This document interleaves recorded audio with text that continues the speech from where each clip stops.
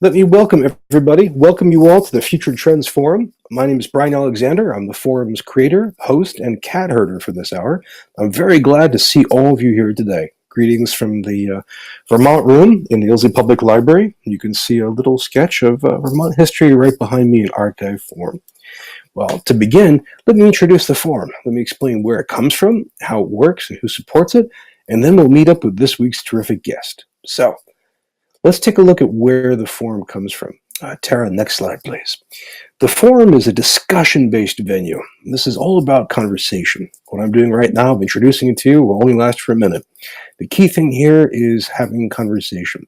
And this spins out of a non-conversation-based publication, the Future Trends in Technology and Education Project. If you haven't seen it, FTTE is a monthly report. Takes a look at the major trends, almost 100 of them, that are reshaping American higher education and technology. If you haven't had a chance to play with it, go to ftte.us, download a few sample issues, and you'll get a sense of how it works.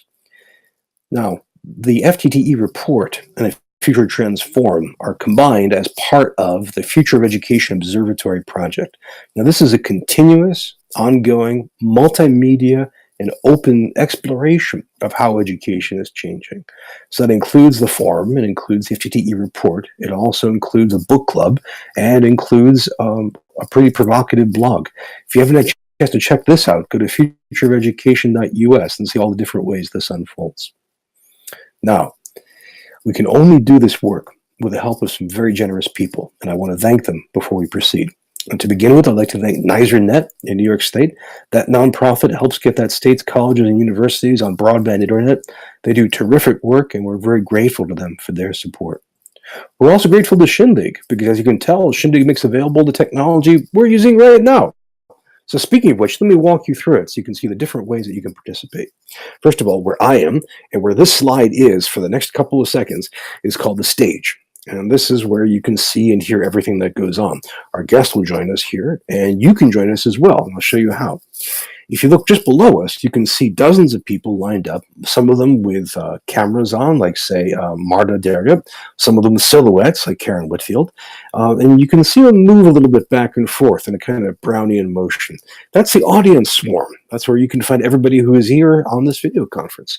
And if you'd like to talk to them, there are a few ways, one of which is you can double-click on one, and if their mic is working and their camera is working and they want to talk to you, your two icons will click together like Legos, and you can have your own private audiovisual conversation. Now, look at the very bottom of the screen, below the stage, below the audience. You'll see a white strip running along it. And that has three options for communication that are really, really important. So look at the left edge of which you'll see a number and a kind of bunch of human heads. If you click on that, two little windows will pop up. The one on the left will be a kind of film strip showing all the people who are participating right now. So you can just mouse over and get a sense of who they are. So you can see that Holly Barber is an instructional designer at Bowling Green State, for example. That's a pretty convenient way to get a sense of where everybody is. To the right of that, you'll see a chat box. And the chat box is broken out to the nearest 18 or 20 people that you've come in the room with.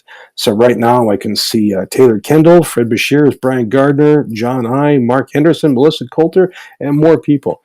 Chat box is a great place for informal conversation during the hour. It's a good place to share links if one of us mentions a website or an article that you'd like to share. It's a good place to start bashing out ideas that you'd like to raise. Now, the thing is, I can't see every chat box. I can only see the one I'm in right now. So if you have a question that comes up in chat and you want to share it and I can't see it, well, there's two ways to do that. Go back to that white strip. You'll see there's a question mark. If you mouse over it, the word ask will come up. If you click that, you get a little box where you can type in a question or a comment that you want us to share. So when the time is right, we'll flash it on the screen so everyone can see it, and then I'll read it out loud so everyone can hear. And next to that, you'll see a raised hand icon. And this is great. If you click that, that tells us that you want to join us on stage. So if your mic is working, your camera is working, and you're in a place like I am where you can talk out loud and not be considered crazy, click that button. And when the time is right, we'll put you up on stage and you can join us for a conversation. It'll be kind of like a panel or panel discussion. That's the most effective way. But now you have three ways to communicate, three ways to converse, three ways to discourse. Please pick whichever one works best for you, and we'd love to hear your thoughts as we go on. And we're also very grateful to Shindig for making available this technology to support it all. We're also grateful to our friends on Patreon. Now, if you haven't seen Patreon, it's a crowdfunding site, kind of like Kickstarter or GoFundMe. And the idea is that anybody contributes to it to keep a project alive. And in this case, the project is our work here into the future of education and technology. You can see from this graph that, or from this chart, that there are dozens of people who signed up to support us, people like Michael Haggins and Kyle Johnson and Bob Johnson, and we're really grateful to them for their support. You can join them if you want. Go to patreon.com/Brian Alexander. You can keep a month to keep all the lights on, the machines whirring along. Once again, we're grateful to our friends on Patreon for their support. So that's how the forum is supported. That's where it came from. That's how the technology works. Now let me introduce you to this week's guest. I'm very, very proud to have Brad Wheeler back on the forum. He's the Vice President of IT and the CIO at Indiana University. He has several other titles that he can share with us. A key one, though, is that he's a co-founder and the co-board chair for Unizin. And Unizin is a unique inter-university collaborative. And we learned about this last summer a bit. It was very exciting, very tantalizing, but Unizin has been busy ever since. So we'd like to ask Brad about Unizin in particular, what it's doing, what they're up to, we can learn about it, but also what he's learned, both as a member of the consortium, how do you make collaboration work across campuses, and also as a CIO. What does it mean to be a CIO in 2018? So let's put this slide aside. Let's bring Brad up on stage and we can start talking. Hello, everyone. Brad, welcome. Greetings. And if we couldn't tell better, it looks like you're with Indiana University. I am now with that vice president for marketing title. I always need to put a little banner and a little backdrop in there too. Oh, that's great. Well, tell us what you do now. What are you working on in 2018? How many hats are you wearing, and what are you trying to accomplish? We've got a lot going on. I think by the briefest of introduction, I'm a professor in Indiana University's Kelley School of Business, focused on information systems. About 15 years ago, I started working in the university administration. In particular, I recognize a number of names here in the audience from my days as leading teaching and learning IT for the university. So I'm glad to see some familiar faces and names around. Brian, you raised it. One of the principal things that we see going on with technology today, it's always been this duopoly of, on one hand, as we go to greater personalization of devices, of whether it was the PC of a decade or two back, or three back, I guess I should say, or our phones and all, we've got this individuality of devices and the individuality of faculty, how they wish to teach and try to get better at it and such. But yet at the same time, so much of that goes to scale. We don't have 47 major vendors of learning management systems out there. We don't have 47 major vendors of probably about anything that we really care about that fits our industry really well. There's always lots of early vendors doing lots of interesting things. But when things mature a little bit, take search, for example. You want to search, where do you go? How often do you actually think about where you're going to go to do search? So many things over time really grow into some economy of scale. And that through forces, and you create a winning collective in doing it. And the arc of things that I've been interested in over some long period of time is, how can our institutions of all size best take advantage of that scale on terms that really enable our mission, not terms that are imposed upon us that we may find somewhat unfriendly. You're there in a library, and I won't go too far, but I think almost everyone is pretty familiar with the concerns about licensing digital journals. Higher ed, just the top 150 institutions in the U.S., research intensive, just only a handful, 150, 175 maybe. I've seen stats out of libraries saying, we're paying over $1 billion a year to rent the right to read our own scholarship. These have been published. This doesn't even count our friends in the UK, and they're throwing another billion or two in there as well. So my view has always been that we got a lot of smart people at our institutions, and we can, we buy technology on the market just like everybody else does. take a little smarts and put it together. And with some work, and often with commercial partners, I want to be real clear. Remember, I'm from a business school. With commercial Mhm. partners, we can come out with some better terms. So, Unizin, to your question, that was really the genesis. Back when University of Virginia, the rotunda was melting down, and we weren't going to need physical Yep. campuses anymore, and the MOOCs were going to change, everything. And what we find is some of the hyperbole of that era did not prove as predicted, but some of it is really, really taking hold these days in ways that are pretty Mhm. important. So we've been about getting institutions together, creating scale, and enabling the mission of higher ed.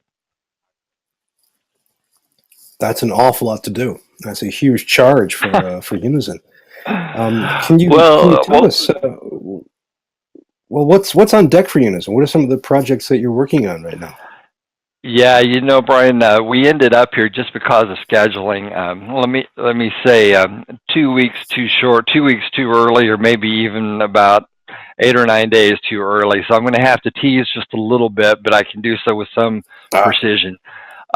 Unison will have a number of, I think, very important announcements amongst the partners and coming out in the early weeks of September. I'm extremely excited about some of the things that we've got coming out.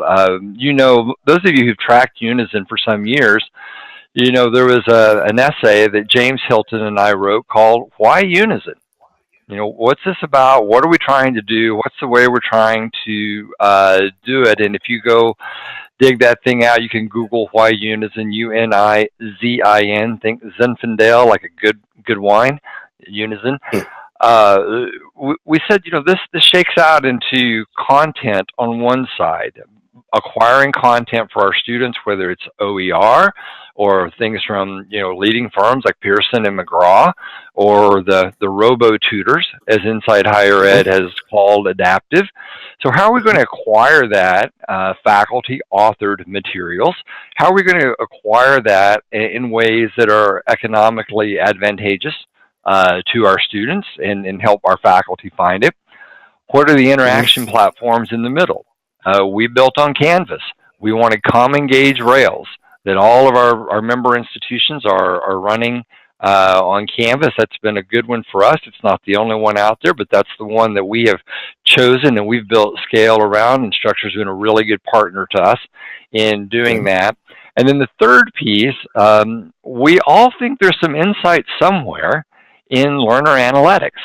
And you see all kinds of micro studies with faculty who have done some A/B testing. They taught one section in a certain style, they taught another section in a little bit different style, and they've Mhm. learned how they Mhm. can improve skills acquisition. And this audience knows these things.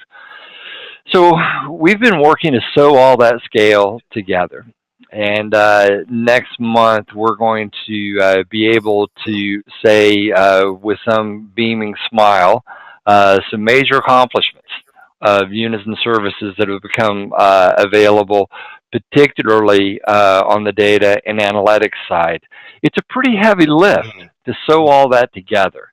When you think about it, we've all got a student information system, but about you say, well, show me your data record for student, just name, rank, and serial number, and you find we've got 8,000 different unique combinations and attributes of how we even describe a student. So to be able to Oof. put that together in some way that a student at IU is the same thing as a student at Colorado State or Oregon State or Mhm. Michigan Mhm. is a bit of a heavy lift, and we've done a lot of that good work. And then you've got data coming from interactions like with Canvas or with e-text Mhm. reading and annotation. So we'll have some more to say about that next month. And there's just no shortcut in this stuff. Some of us Brad, have tried. Go ahead, please. I was going to say I have a couple of quick questions about that, but before I go further, let me just invite everybody. Um, Brad has just touched on three huge topics, including content, digital content, the LMS world, and learning analytics. So please, if you have questions or if you have comments, if you have howls of outrage or shouts of jubilation, You now know the technology. Please click one of these to start sharing. I just have two very, very quick questions. Content. First of all, when you're talking about faculty content, are you speaking about educational resources, or are you talking about scholarly publishing, or both? Yeah, I'm really staying on the teaching and learning side right now. So I'm not really talking on the side of trying to solve the problem, the $1 billion problem I mentioned earlier. Thanks. And then the last question. This is a bonehead question. I haven't seen anyone mention this so far. When you mentioned having 8,000 different student records, I mean that's just the kind of nightmare to think about. Is there anything like MARC for student records? MARC, the library standard for book records. There are indeed, and most of the commercial providers make some use of it. There's an EduPerson. There's several of those out there, Several. and then we all improve them locally when we implement them, and a lot of complexity sets in. As I joked with my provost some years ago, we were doing some data analytics work here, and I said, so if you put up the question, how many people work around here? And she says, well, what do you mean by person? What do you mean by work? Then she said, well, what do you mean here? And so you have to figure out those definitions that span institutions, and Unizin's made tremendous progress on doing this. Well, I'm glad to hear it. So, friends, those were my two very basic questions. We'd love to hear from you for your questions and comments. Yeah, and Brian, while we're watching the questions come in, I have the chat window open, and I'll keep an eye on the questions coming in here as well. I saw Fred has posed a couple already. Let's swing from the analytics side of that to, and if you do click open that link of why Unizin, if you scroll down there, you'll see one diagram that's really still what we're building conceptually against and toward. But over on the content side, the other thing that's happened last year at EDUCAUSE in Philadelphia, to my recollection, it was the first time I walked around the trade floor and saw many of the major publishers with signs up about inclusive access, all students acquire, these new models where the institution plays a role in negotiating a price point, acquiring the content, it's provisioned directly into the LMS for students. And that's been a bit of a journey for the publishers. I don't think I have to tutor this audience on the dysfunction of the cost of college textbooks and learning materials. But what we saw last year was a huge swing in the marketplace of the providers being keenly more interested in new models rather than the old model of jack the retail price of the 13th edition and flog it for 2 to 3 years and then put out the 14th edition. Because what's so great about this is a win-win opportunity of we started piloting that model. Some of you know at IU in 2009, we moved it out to full mainstream in January of 2012 for all campuses.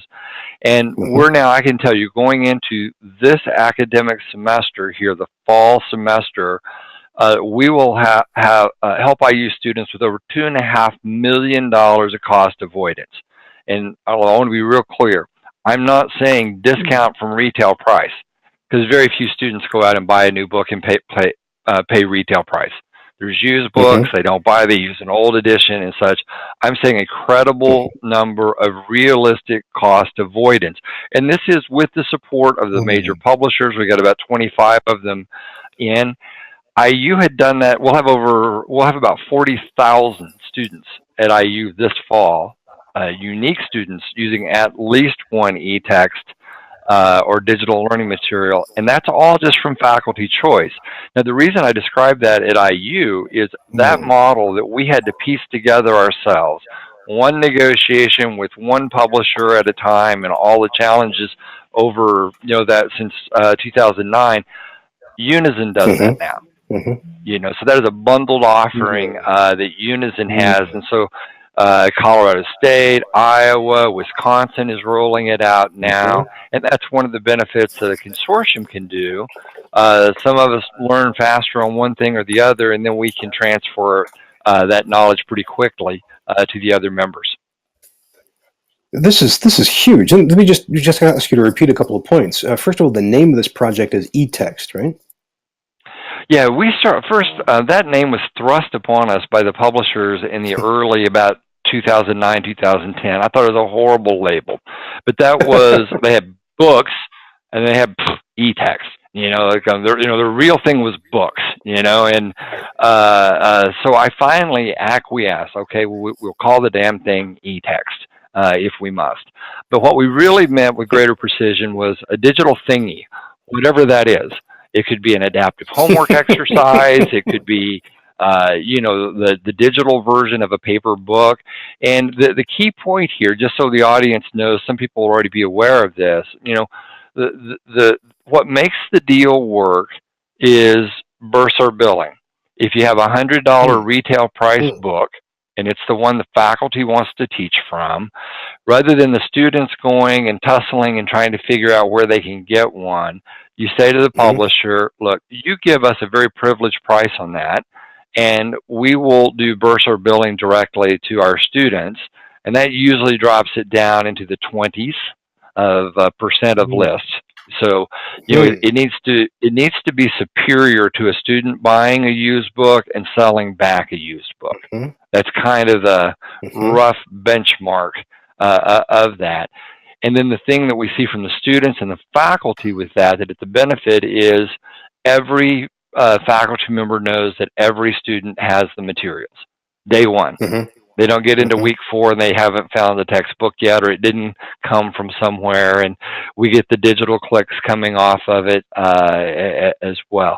So without belaboring the eText initiative, just saying all the infrastructure that makes that work, the reader, the annotation, collecting the data that comes off of it, the publisher contracts, Unizin does all of that now for its members.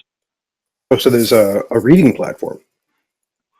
Yes, Unizin has the Engage reader, a very important piece of software. It allows offline access. Students can annotate, they can have study groups. You would think when we started this just a hair before the iPad even hit the deck. You would think that tablet devices would be very likely, but that's not what the data show. The data shows students still read on their laptops. That's where the bulk of the access comes from students with their laptops. They can see it on a phone. They can have study groups and share notes with each other if they wish. The feature that the students like the best is when the faculty member annotates the text. If a professor says, be sure to work problem 3 twice, wink, that's a good sign that you probably ought to really pay attention to problem 3, or if a professor corrects something. That's what we see that students really favor beyond the economics of it. Oh, that's fascinating. That's fascinating. It's an awful lot of work. Friends, I'd be happy to interrogate Brad further on this, but I'd really like to hear your questions as well. If you're from a campus that is a Unizin member, or if you're considering it, or if you're just wondering about how we can do affordable e-texts or e-thingies, this is a great time to put up a question. Brad, I'd like to, while people are thinking of that, let's turn to our good friend Fred, who has a whole basket of questions for you. He wanted your take on online project management provider services, and he listed a whole bunch of these: marketing, online course design, student and faculty call center support. You want to tackle that big question right now while people are thinking about eText? Yeah, Fred had a couple of good ones out there, I noticed, and greetings, Fred. There's so many things that we're having to make a decision about, build, buy, or borrow. Is it something we can sew together internally in our institution? We have the expertise to do so, and we can maintain it over time. Should we go to the marketplace? There's a lot of providers who do a lot of things, and many of them they do very well. Or can we phone a friend? Maybe another institution somewhat like us has solved this problem. Maybe there's a way to, get something from them. So as the CIO, this is really a classic sourcing strategy. Fred, I'll say to you and to our audience right now, I think what many CIOs do worry about is a whole mishmash of ad hoc decisions made across these categories of software needs that don't Mm. come together in any coherent way. And the what you also find is a lot of these things aren't that expensive. So you want to move. If I just make one up, let's just say an electronic application to apply to your university or your college or your Mm. university. Well, there's companies out there that've got those things. Well, pick a pretty one. Okay, go get one. But now, how does it integrate with the student information system? And how much of your institutional data maybe you're putting in the cloud? Have you checked that? And what is your risk? And to know that that company has their procedures, because we have seen a few companies with a few oops along the way with data that uh, can create reportable incidents to your state attorney general, depending on where you're at. So you Mm. take that one in isolation, it seems great. And then the next, somebody wants to make a decision about a tool that monitors student performance. We're often concerned with retention in various programs and completion, and they buy something else, but all of a sudden the identities of these things don't work together. And so you accelerate that through that is the greater concern in institutions where you don't have some degree of somebody looking over that whole thing and thinking about it. You can get a lot of departments with a P card, a purchase card, running off and buying cloud thingies on 1 and 2 year subscriptions that Mhm. solve an Mhm. immediate problem very well, Mhm. but then they create others. And those of us who've been in this industry a long time, no one ever starts out with their student information system or their ERP that says, I want to create a freaking big legacy mess, in 5 to 8 years. It's going to make an upgrade super hard and it's going to hamstring our agility. No one sets out with that goal, but sometimes that happens over time when we're Yeah. not steering where we go. So, Fred, the short answer is someone's got to sew it together. Build, buy, or borrow, intentionality, sew it together. Well, that's a great answer and a great question. Um, Fred asked another one. I'll please. jump in on it. His second question, Mm. I'm not sure everybody knows what the OPM market is, but outsourced program manager. This thing is, almost trying to chew through the whole of higher ed right now. And it's an interesting proposition. And I just led a task force that studied some of this. In the early days of MOOCs, it looked like maybe these were going to really supplant a lot, and then over time they haven't. But what you do see is the major providers, Coursera, edX, and the edX consortium, to a lesser extent, maybe Udacity and a few of those. They're pursuing a curve that essentially relies on big scale. They're not free. Almost all of them have paywalls if you go very far at all. They reappropriate brands from courses, at Michigan or Mhm. Caltech or wherever. They align very well in small bites to the way people want to learn. They're stackable credentials, things that learning technology folks have been really thinking about for quite some time. So on that curve, it's running in one direction. The other curve that's running is these OPMs. And let me say one more point. The curve I'm talking about with the MOOCs and where you're not really an enrolled student at the university, you're signing up with Mhm. Coursera. It just happens to be delivered by Yale or something. Mhm. You're really a customer of Coursera. Your record is kept at Coursera. You pay Coursera. Everything is there. It's not regulated. That didn't go through some approval of the State Commission on Higher Ed or something like that. So now, to Fred's question, the outsourced program managers, OPMs, for the most part, they are taking our regulated degrees online. So if you've got a master's degree in this or that, you may have had to get permission from some accrediting body. You may have been blessed by some accrediting body. But what they're doing is they're taking some institution and saying, look, you give me an encumbrance on your tuition. So I want, the number varies, but let's just keep it simple. 50% of your tuition for that degree program, and I'm going to give you a bundle of services. I'll help your faculty get that course online. I'll go out and beat the bushes and find prospects for you. I'll turn them into enrolled students in your name. By and large, students don't ever see the name of the OPM. They are your back office operating on your behalf.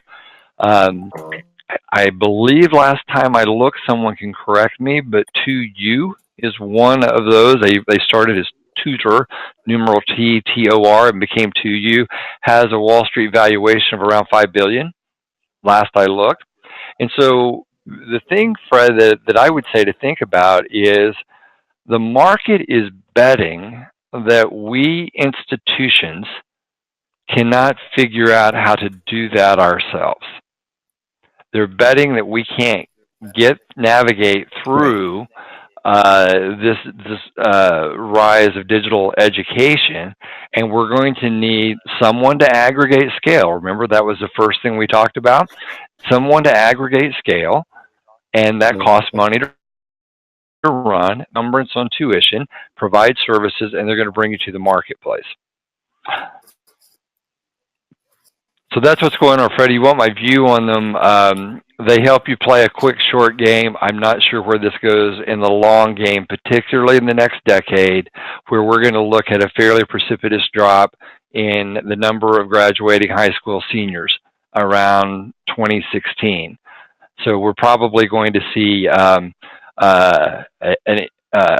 ed as an industry. I know people hate to hear that, but we are probably going to see the collective of higher ed institutions going into the latter half of the next decade in an overcapacity issue. And when you have far more offers than you have consumption, it puts tremendous downward pressure on price and tremendous upward pressure on quality. And if the OPM is seizing a good chunk of your revenue, you're going to become particularly squeezed in that mix. That's a fantastic answer for Fred. Thank you. Brad, this connects well, I think, with Nathan Grau's work on demographics. We've had him as a guest last year, talking about the collapse of that 18-year-old population. Before we go further, we have, I think, Renee Francois from EdSurge who wants to join us. Tara, let's see if we can put her up on stage. We have a drum roll for a dramatic moment. We'll see if this can work. Hello, Renee. She's buying more packets. Buying more packets. It's the way. We should have been the ISP. I saw business. her, but then it says she's connecting right now. Well, we'll see if we can get that to work. I can see her face moving, so maybe that she has some connection. This is often. Hang on. We just had a question put up from Daleen Lauman, who wants to know how could this look at the K through 12 state provincial level. So while Renee is coming, I'll read that again. How could this look 12 level at the state provincial level? Do you have any thoughts about that, Brad? Yeah, I think K through 12 districts in particular, they need a way to benefit from economies of scale as well. So you think about a lot of the curriculum and textbooks, and in some cases, my nephew and niece, the 16-year-old living out in rural Oklahoma, they are going to school on a Pearson curriculum right now. They move at their own pace. It's the robo-tutor, if you want to call it that, with the instructor moving around to provide some help. And what you see there is that school district has moved to access scale that Pearson has put together and provided as an offering to them. So when I think about K through 12 districts, using the U.S. vocabulary for that, I think there is a tremendous opportunity for them to figure out how much scale they can run on their own in infrastructure things that enable the teachers in the classroom, or whether they need to find ways to aggregate, or whether they can go to commercial providers who, at a good and fair and proper price for value, help them get to scale on the things that they need. Once again, the vendors play potentially a major role. And we come back to the Yeah, idea of because like if you local think terrorism. about right, if you think about that, what the vendors do is they create scale for us. So if you're Mm-hmm, going to move to Workday, or you're going to move to mm-hmm. again Canvas, or Google Apps. Turnitin.com, exactly. So what they're doing is they're aggregating scale. Everybody's paying in a little bit, and they're providing a product back, and that's a real good value. I mean, that works really well for everyone as long as everybody plays pretty fairly. But when we see ourselves in a monopolized or duopolized situation, and then Mm-hmm, mm-hmm. prices run up, switching costs, we can't do anything about it, Quality can go then we're down. over. Exactly. Money that we're paying in is not reinvested to improve the product. The best companies are running fast. They're pouring their money back into making the product better. Paying maintenance fees for products that keep getting better and better, that's a good thing. That's what we hope. Speaking of good things, Renee, can you hear and see us? Yeah, sorry about that. Can you hear me? Perfectly. It's so Yes. good to Oh, see good. you. You too. Welcome. Hi. Thank you. I had a question. It was pretty straightforward. Where is Unizin in 5 years and in 10 years? Oh, nice Uh, question. 10 years, I should be within shot of retirement if I think about this and stretch this out just a hair. I hope Unison stays and becomes more and more and more important to the enterprise of higher education. And we're starting with the elephants. We were founded by 11 big research intensive universities. They were able to venture the capital to get us off the ground, and they wanted the service to consume those services to come back. And we're all dealing with the complexity of integrating data and the heavy lift of that work now. But after you get those things refined, then it becomes pretty easy for other institutions to become part of that. So we need some more runway to get more of our members fully up to speed on all the things that we're doing to refine our services a bit better. But we hope to be, the university-owned, college and university-owned cloud scale aggregator of services that the Academy values. Those may come from some commercial vendors. They may be some things that we do. We signed a big new deal with Turnitin.com not long ago. We've got a relationship with Top Hat. We have a relationship with Canvas. We've got a relationship with Google. So we're not trying to do all of this ourselves, but if you think about 5 years from now, how much capacity are we going to need at each and every institution to do all that integration work and all that negotiation work by ourselves? So if institutions can opt in and become a member or subscriber to Unison, maybe it can do that work for them and really enable a good platform fee for service. And that's where we hope to go. I hope, to be more precise, I see no reason over some number of years, and again, we need a little more runway to mature some things a bit more. I see no reason this thing couldn't grow and be hundreds of institutions. Just like the network, Internet 2, started out 20 years ago with just a handful of very research-intensive institutions. And today we've got multiple 100-gig backbone connections across the nation that connect to state networks and filter down to many of even the smallest of institutions in our states, public and private. So that's where I think we can get to. Well, the number of institutions is my question. Hey, thank you so much for that great forward-looking question. I hope you can hear us, and thank you again for that. We have a question that, Brad, that came in online. So remember, friends, we have 3 different social media spots for people to talk about forum issues and raise questions, so including Slack, LinkedIn, and Facebook. And one came in from Dr. Jill Buban, who said she wanted to know more about the Unizin data platform and future plans for that. Yes. Well, Jill, thank you for the question. UDP, as we're calling it now, and the Unison Data Platform, I think we've already made public it is being built on Google Cloud Services. As I was describing a little bit earlier, I think it is going. Now I'll go a little further now here. I think it has. I think it will be the richest learning laboratory anywhere. And what I Oh, mean by that, yeah, I'm not holding back here.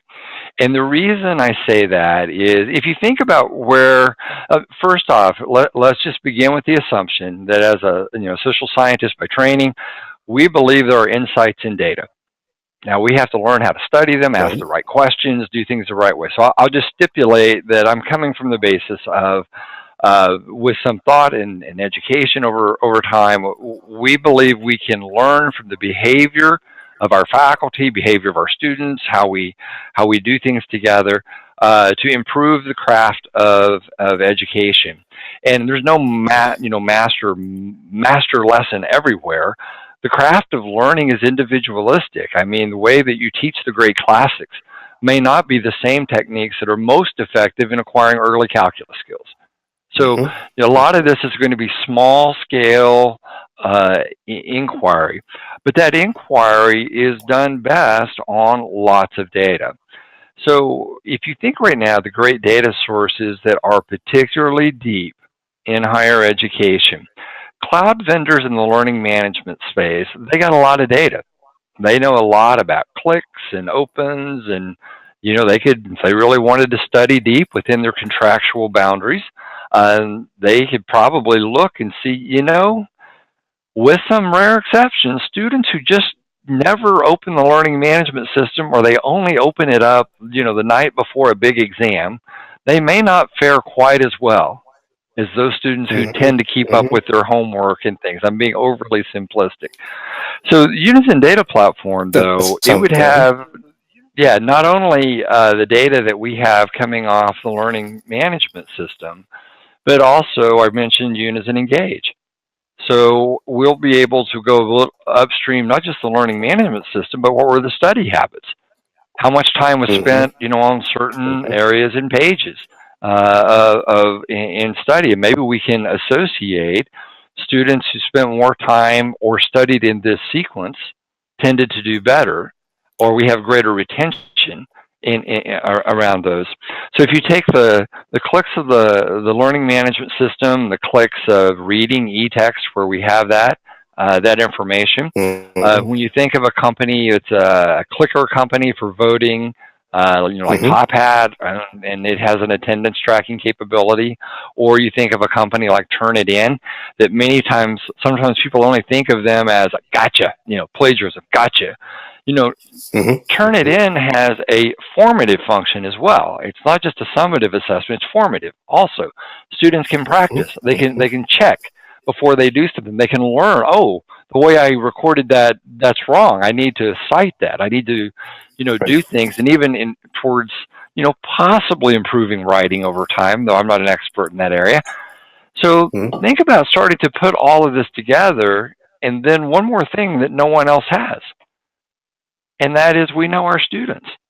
We know who was admitted as a direct admit to an honors program, who came in as a transfer from another institution, who's persisted for 6 years, who's, within a moment of graduation, and she's only been here 2.5 semesters, who's changed her major 13 times, so those are things that we know.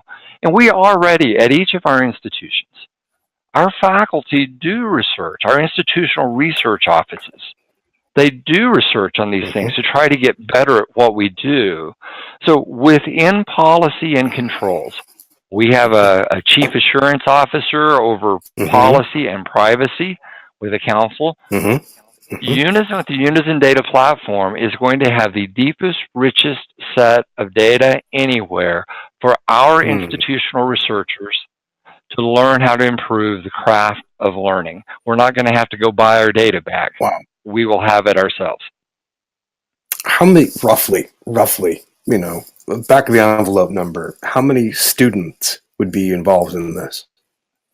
About 750,000. Can you say that again? I think that's 750,000. I think our iPads are pretty close. Collective iPads are about 700,000, maybe 750 at this point. 3/4 of a million students. There's nothing like this on Right, Earth. but again, I want to. That's my point, Brian. And if you go back to Hawaii Unizin, that was the vision. James Hilton and I, he's a professor of psychology at Michigan. He's also the vice provost of academic innovation and dean of libraries there, as you may know as well. But the founders are all research intensive universities. We should be able to apply the craft of our research skills and the deep expertise of our faculty, our staff who do research, even simple, structured A/B comparisons or trends and correlations and things over time. We should be able to apply the skills and craft of our research mission to improve the effectiveness of our teaching mission. You think? That's a tremendous ambition project. But before, a question from Doyle, who wanted to join us. Let's see if he can join from Kentucky, I think. Yeah, Brad. Hi, Doyle. Hi, Brian. A question that I had first on e-text. Do you bake the cost of the e-text on each student in addition to the tuition for the course, or is it just added into the course as a part of the course? Thank you for asking. When we started the principles of the eText program, and I have to say, we've had tremendous faculty support. I've been in front of the faculty council on each of our campuses with the graduate students, the undergrads, and all. So we really started with just a few principles, and then I want to directly answer your question because these things work together. The principles we started with were, our goals were 4. To dramatically reduce the cost of materials to students. It needed to be, number 2, it needed to be the stuff faculty wanted to teach with. If they can find and want OER, we're going to pump that through. If they want to teach with the greatest physics book that, my gosh, it's expensive, we're going to see if we can acquire that from the publisher at a privileged price. Number 3, it should enable innovation in teaching and learning. I mean, digital, we're going to have some things available to know and learn that we didn't before. And number 4, it had to financially float on its own bottom. No magic money, no great grants that run and then fall off a cliff. This had to economically sustain itself. So we took those principles with the students, and a couple things we do. So if you go to enroll and say, Brian and I are both teaching a section of Psych 101, and Brian being progressive as he is, it will note Brian has an e-text for his course, and it's $45 or whatever the fee may be, and my section doesn't. So we notify students at time of enrollment so they can make that choice, whether they want to gravitate in that or maybe they don't. The second thing is then the bursar billing, it is line items on their bursar billing by course. So if Psych 101 has a $45 fee, it will list their e-text. Psych 101, $45. If another one is, we have a lot of faculty who roll together their own course packs. So we may have to pay some rights clearance, with articles that have copyright and such. But we roll those together, and we figure out the cost of that, and it's $12 for clearing the copyright, and then that's what students get it for. And then the final point to your question is, we took the decision early on, and with the great support of our president and university leadership, we are not running course materials as a profit center. So if that book cost us $32 from McGraw, that's what we bill our students, is $32. We've got a little bit of overhead that we're currently eating right now in terms of one staff member who helps do some of this magic. But Unizin now has some tools that are going to help us with that. But we're just passing it through line item, total clarity to the students. Another quick question. After the question on what are you going to look like in Unizin in 5 or 10 years, and referencing back to an earlier statement of OPMs, wouldn't you be the perfect OPM infrastructure for higher education as compared to commercial? Yeah. Yeah. Could you repeat the end of the perfect OPM infrastructure for higher ed as, what was the rest of it? Compared to the commercial world. Yeah, yeah. So right now, a lot of the OPMs don't bring course delivery infrastructure. Some do, some don't. But they'll go do a deal with you. If you're a Blackboard school, then they'll help you bring your courses forward on Blackboard. Or if you're on something else, they'll bring them forward on that. The infrastructure that they have is a sales and marketing machine to acquire enrollment, to promote your programs, things like that. They do have services to help faculty take their course online. I know of one institution some years ago that saw that as a particular feature, that if that was an in-house service to help faculty, like Centers for Teaching and Learning that many of us are associated with, sometimes faculty can be a little bit ornery of if they like that advice or not. But this particular institution, the large one, not affiliated with Unizin, they went with an OPM, and they said to the faculty, we just have no control. We signed this contract. You have to do it their way. They actually were using that somewhat as a clue to get through and just push through where they were afraid staff wouldn't have the credibility to do it. So if I would say what's kind of a perfect platform, what I think we need is faculty who work hard and build good lessons, which may be episodic. It may be just for a particular day, that's the Tuesday class, or it may be a module.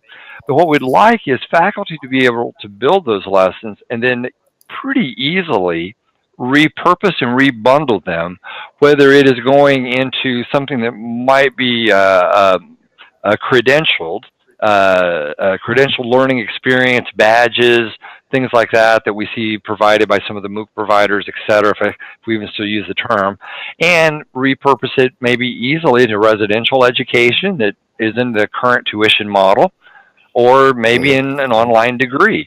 So I was down at IU Southeast yesterday, one of our campuses, you're very closely down there by you in Kentucky, in New Albany.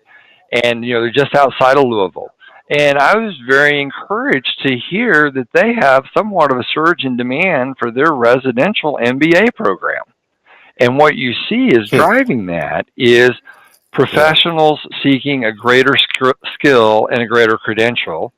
It's an evening MBA program. It's 18 months in and out. It's a fairly compact package. So what you'd like is a platform when faculty work hard to build those lessons, they can be repurposed in whichever delivery mode the faculty is teaching in. The other thing the OPM needs to do, or the capability, if we're headed into a marketplace that with overcapacity in the next decade, not immediately, but competition is going to get harder and price pressure is going to go down. You're going to see deflation in tuition in time. Particularly if we've got an industry that has overcapacity, there'll be a shakeout. And I'm being very crass here. Forgive me. I see we're close on time.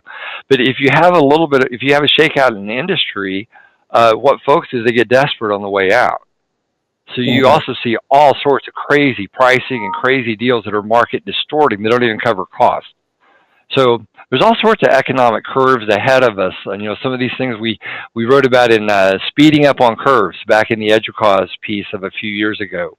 So it looks like Brian may be having a bandwidth issue. I teased him earlier. Maybe he hadn't bought enough packets for the day.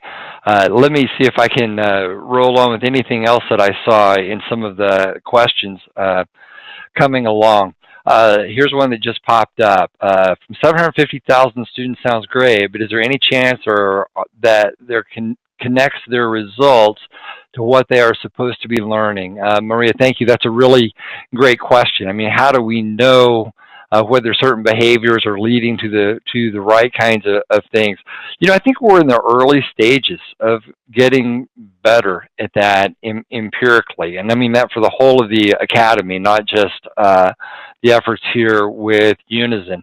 I think many of us at our institutions would know we still work with our faculty to even be able to clarify what their learning objectives would be for a particular course. Some of the accrediting bodies have driven that a little bit deeper into the accrediting standards. So I think that helps. But Maria, your question is wise. I mean, if we start assessing a whole bunch of things and we maybe only tie it to grades or persistence, that's still early weak indicators of actual learning. It looks like we have time for maybe about one more question, and we'll see if Brian gets back in here or not. And if not, maybe we'll just tell stories about Brian in the last moment or two along the way. We had Rob. Rob is reconnecting, it looks like. Still reconnecting. Any other question that anybody wants to ask in the chat window, maybe that would not have a connection challenge? Here we go. Here's something pops up from Kelvin. How can we get community colleges and universities to adopt a leak silos approach to sharing data about their use of innovative pedagogies and technologies searchable, updated regularly? Boy, that's back in the domain of how do we encourage and steer human behavior, and it's usually around incentives. When people can find things that are, they perceive it as easy to do and they perceive it as useful to them, and there's some reward for doing it, that's when we're going to have a better chance of getting the behavior that we seek there and sharing practices. But we've also got to get folks to figure out how to adopt those good practices when they are shared. Looks like Brian is back with us. I'll pass the MC mic back to you. Here comes Brian on his phone. He's giving up on Wi-Fi. Here he is. Brian. I did not hear you. I just heard static.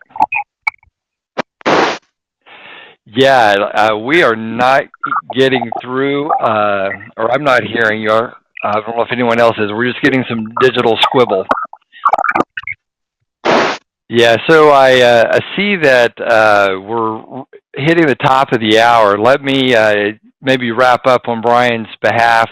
We'll see if he makes it back in here one more time. No, we're rolling back into connecting again. I know Brian will want to thank his sponsors, particularly Shindig, for providing the platform, and I'm not sure I can name everyone that he recited at the beginning of the hour, but thank you all who've tuned in to talk about Unizin and institutions doing some things together.